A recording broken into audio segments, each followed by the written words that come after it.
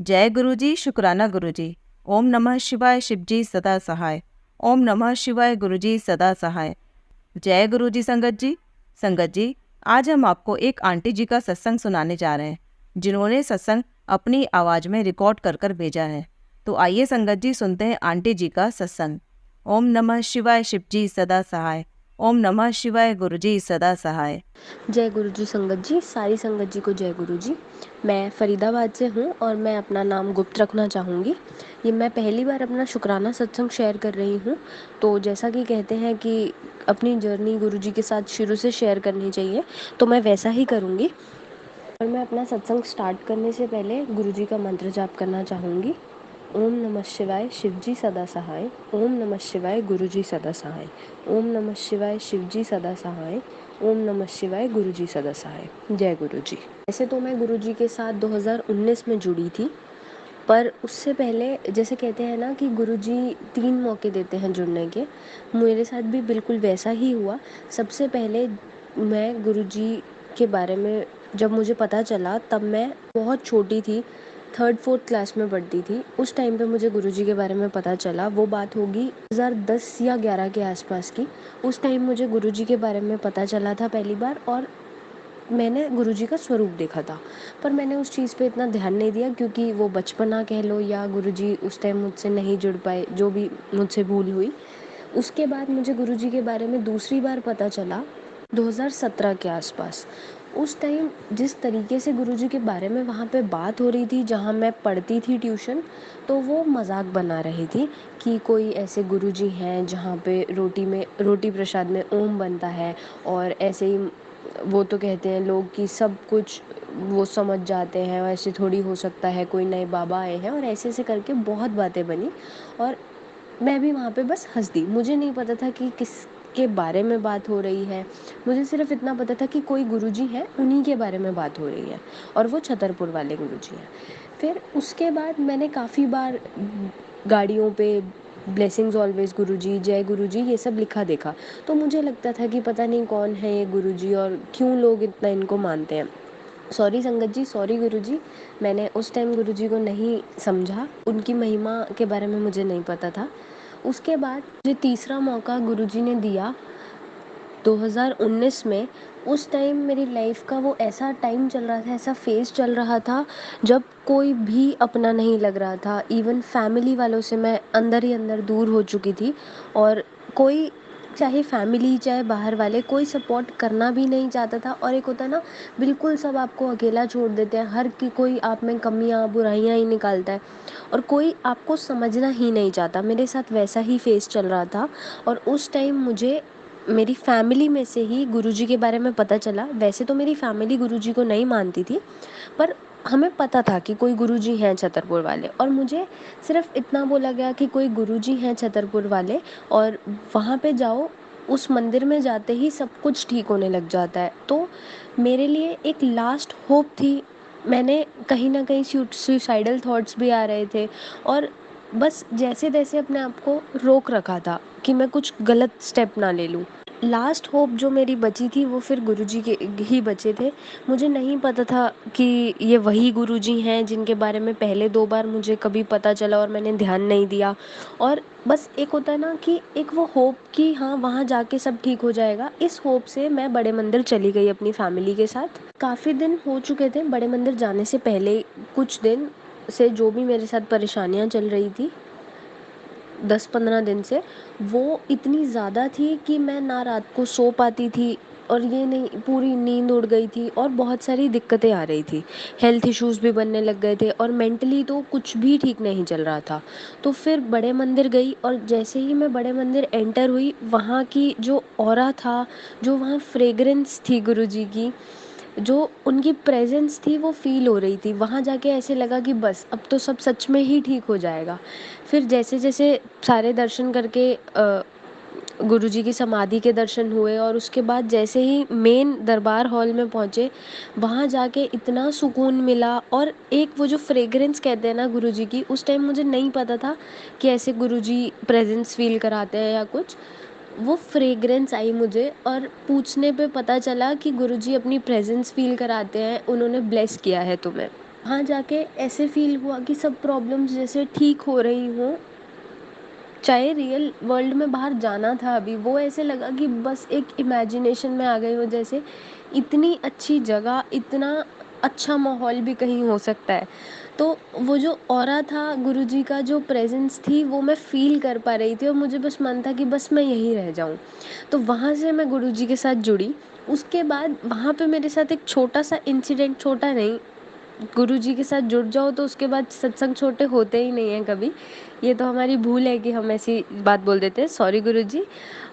वहाँ मेरे साथ एक इंसिडेंट हुआ, वो जो इंसिडेंट था ना, उसने मुझे सबसे ज़्यादा गुरुजी के साथ कनेक्ट किया।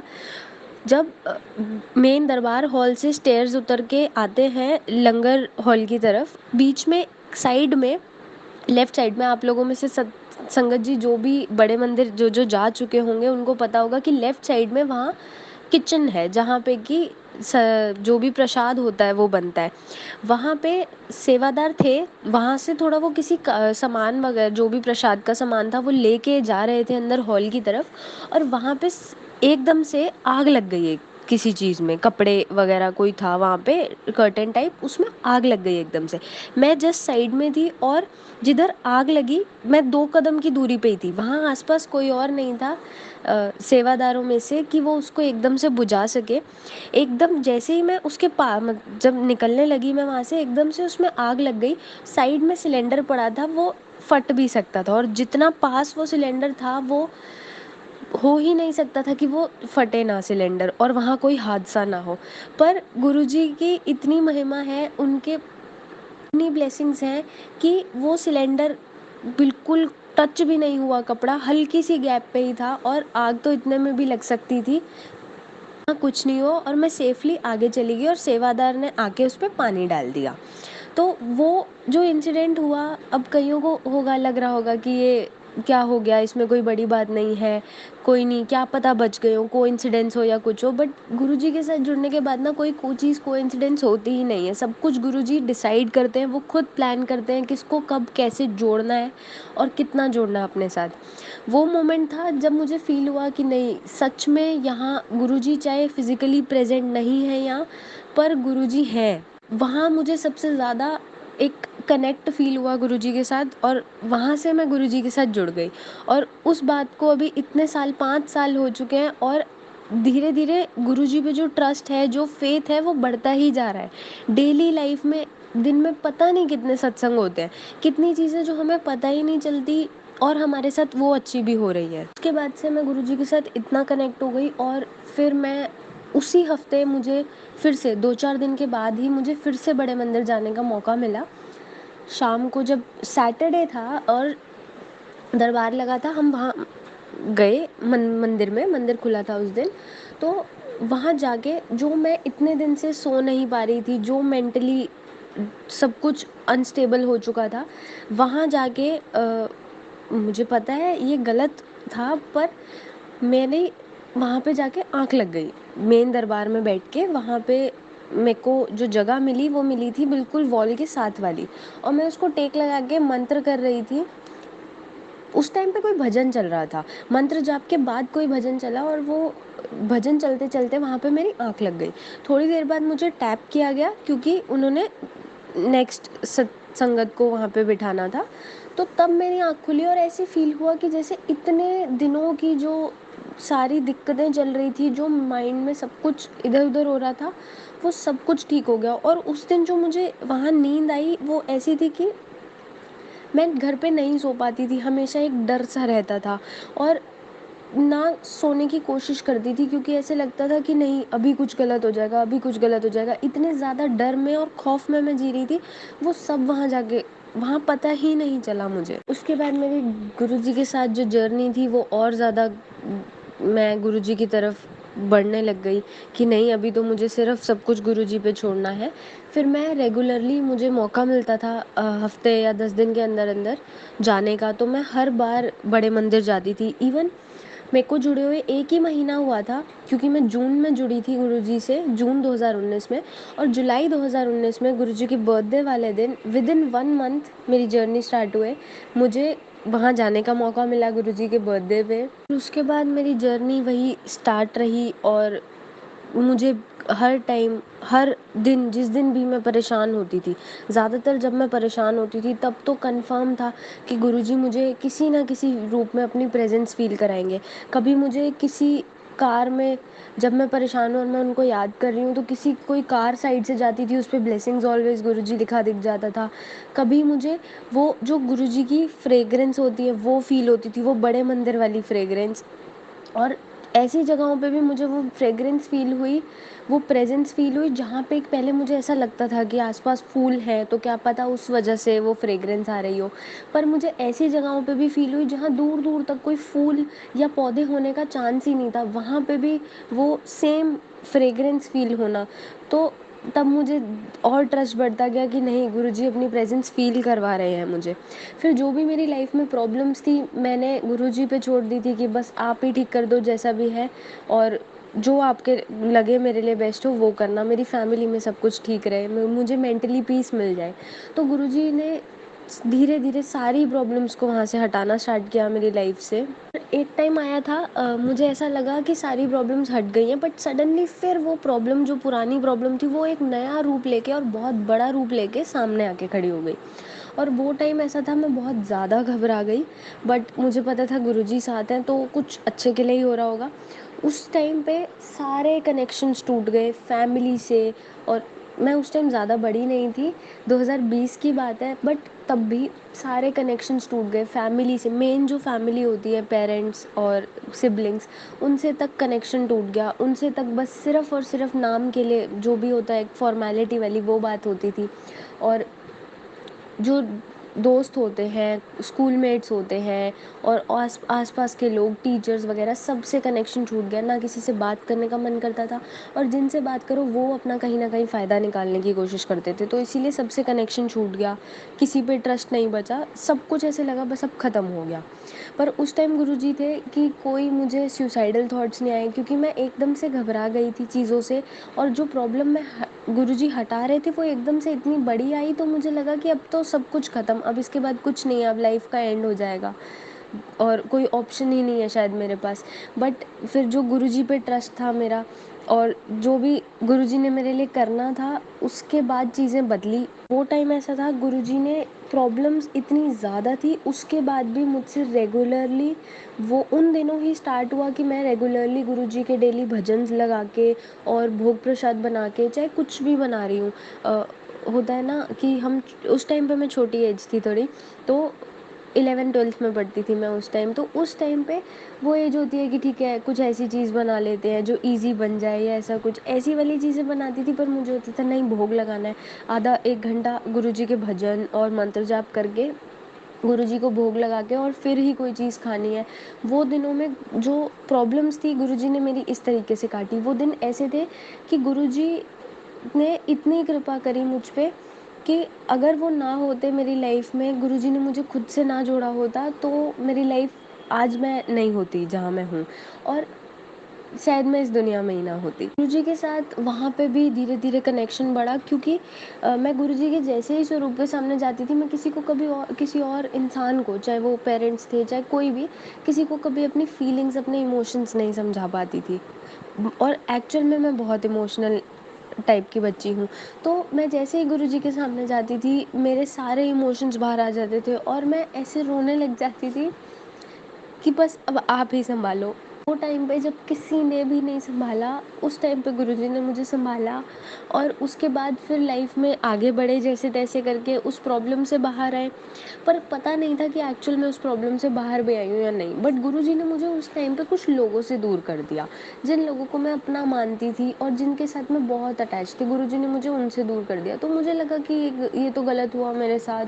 मैं जिनको अपनी लाइफ में हमेशा चाहती थी, वो लोग मुझसे क्यों दूर हुए, मेरे फ्रेंड्स क्यों दूर हुए, वो सब दूर हो गए, और एक सारे रिश्तेदारों से, सबसे मेरी एक दूरियां बन गई, क्योंकि मुझे अंदर से ही किसी पे अब ट्रस्ट नहीं होता था।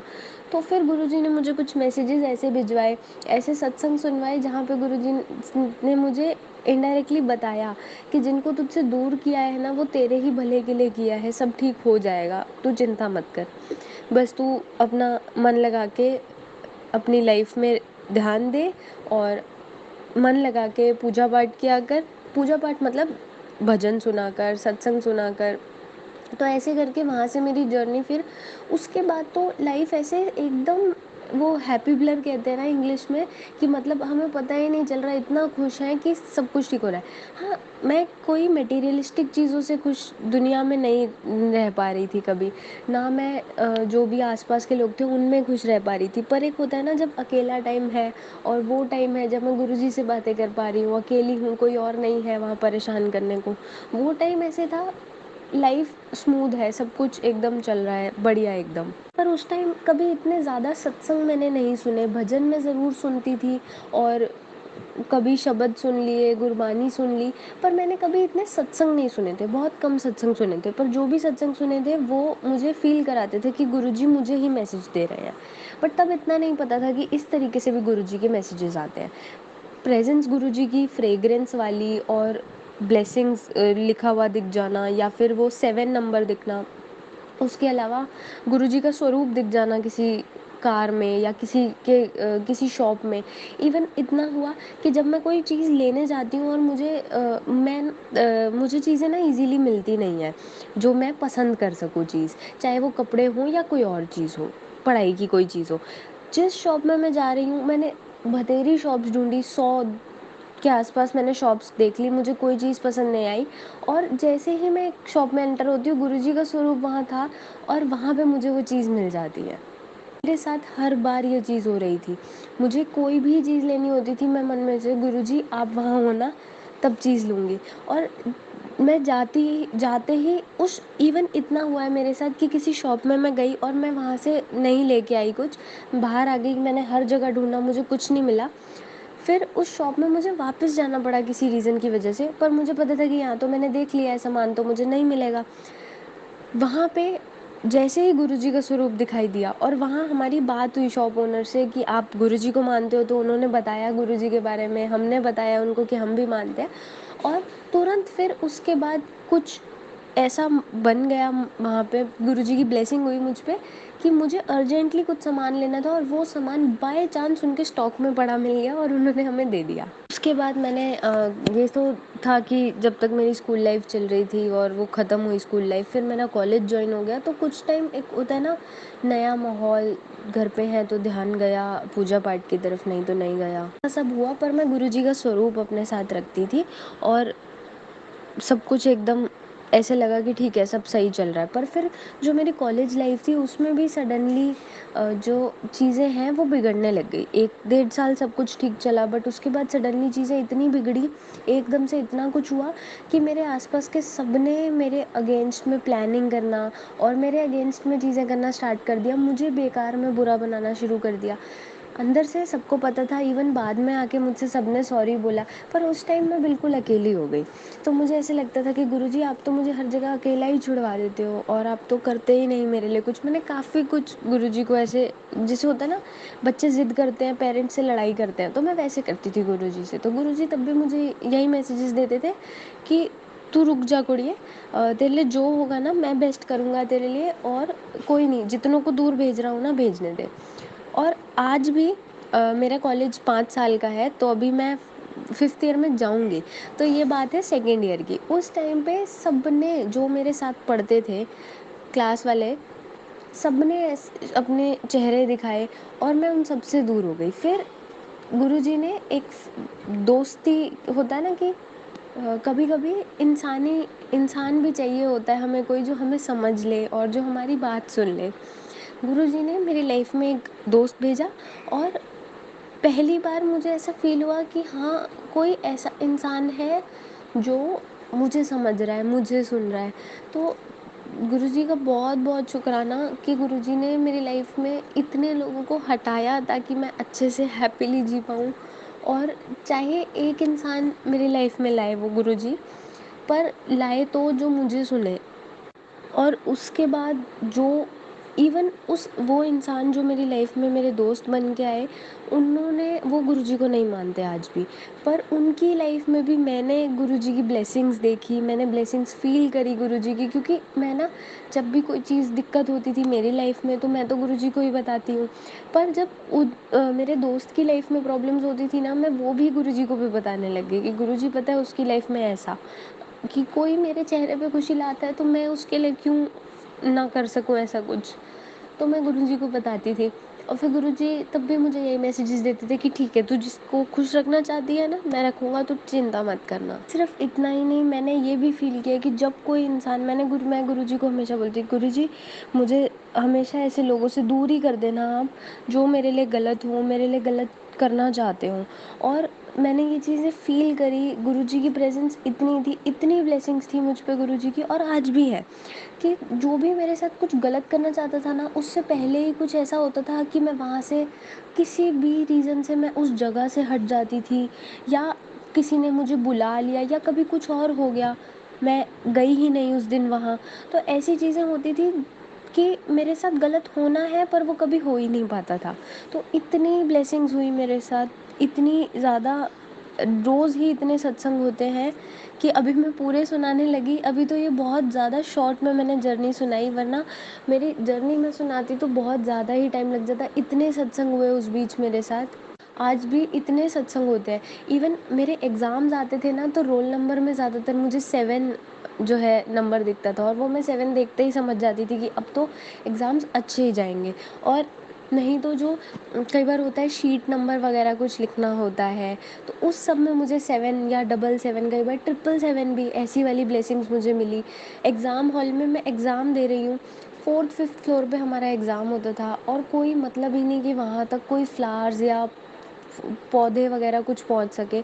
वहाँ पे मुझे गुरुजी की फ्रेग्रेंस फ़ील होती थी, तो मुझे ऐसे लगता था कि बस ठीक है, गुरुजी साथ है, अब सब कुछ अच्छा ही होगा। सॉरी संगत जी, सत्संग काफ़ी लंबा हो गया। मैं आगे की जो जर्नी है, आगे के जो भी सत्संग हुए मेरे गुरुजी के साथ, वो सब मैं अगले सत्संग में शेयर करूँगी, और अब के लिए इतना ही। थैंक यू कहना चाहूँगी गुरुजी को। गुरुजी ਤੁਹਾਡਾ बहुत-बहुत शुक्राना कि आपने मुझे अपने साथ जोड़ा और मुझे इतना ब्लेस किया, क्योंकि मैं वो इंसान हूँ जिसने कभी आस-पास के लोगों से ही कभी ऐसे नहीं फ़ील किया कि इसकी भी ज़रूरत हो सकती है। मुझे इतना ज़्यादा नेगेटिव फ़ील करवाया गया, हर किसी ने मुझ में कमियाँ निकाली, और मुझे खुद को भी खुद में बहुत कमियाँ दिखती थी, इवन आज भी दिखती हैं।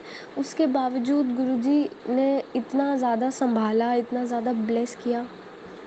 थैंक यू गुरुजी, ਤੁਹਾਡਾ बहुत-बहुत शुक्राना। सारी संगत को ब्लेस करना, और जो मेरा सत्संग शेयर कर रहे हैं उनको भी, उनकी फैमिली को, सारी संगत की फैमिली को, सबको ब्लेस करना गुरुजी। और मैं गुरुजी का सत्संग मंत्र जाप करके एंड करना चाहूँगी। ओम नमः शिवाय, शिवजी सदा सहाय। ओम नमः शिवाय, गुरुजी सदा सहाय। ओम नमः शिवाय, शिवजी सदा सहाय। ओम नमः शिवाय, गुरुजी सदा सहाय। संगत जी, मुझसे सत्संग में कोई भी भूल हो गई हो, या मैंने कुछ भी ऐसा बोला हो जो आपको ना सही लगा हो, जो गलत हो, उसके लिए प्लीज़ मुझे माफ़ कर। जय गुरु जी, शुक्राना गुरु जी।